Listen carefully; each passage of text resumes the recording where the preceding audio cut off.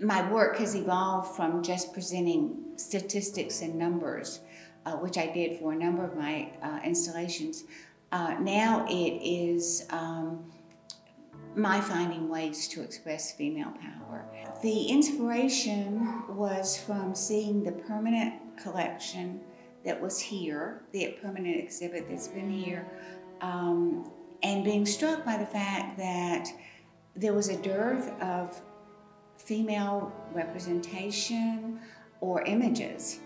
I think that was startling, especially because I have been for many years working with my installations about matrilineal culture, about women and women's issues and power. So it was paradoxical that this exhibit that's been here so long about Cherokee people had almost no mention or images of women, because we were a matrilineal society and women had so much power and were so prominent in the culture. I decided to put a goddess at the beginning in the paleo section. So the goddess here in this exhibit is larger, and she is an example of about the earliest image of a female in the Americas. She is at the beginning, and in the paleo section with tools and weapons that were of that period, and that's where she belongs. That's where she first existed.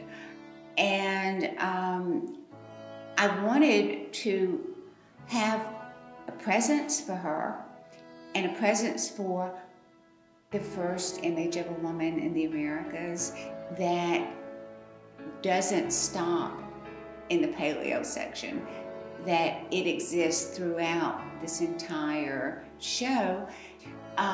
So it's these subtle little things that seem small, but they are part of the whole message of alive, existing, not stuck in time.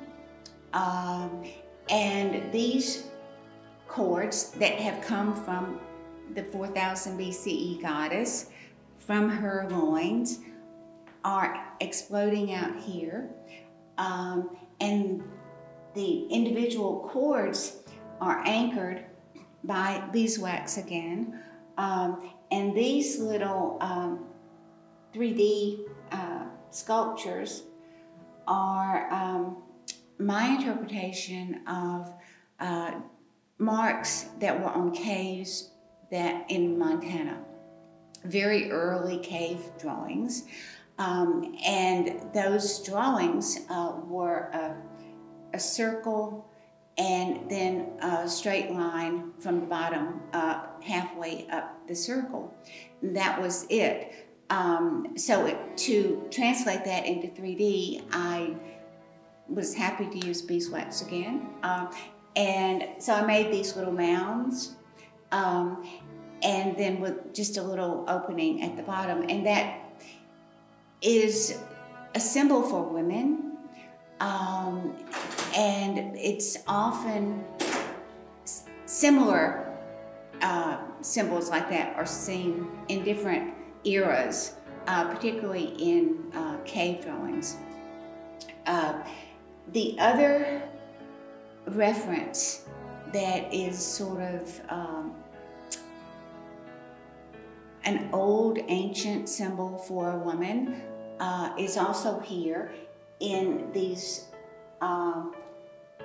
triangles that have soft edges, and I think universally a V represents a female, but also a triangle.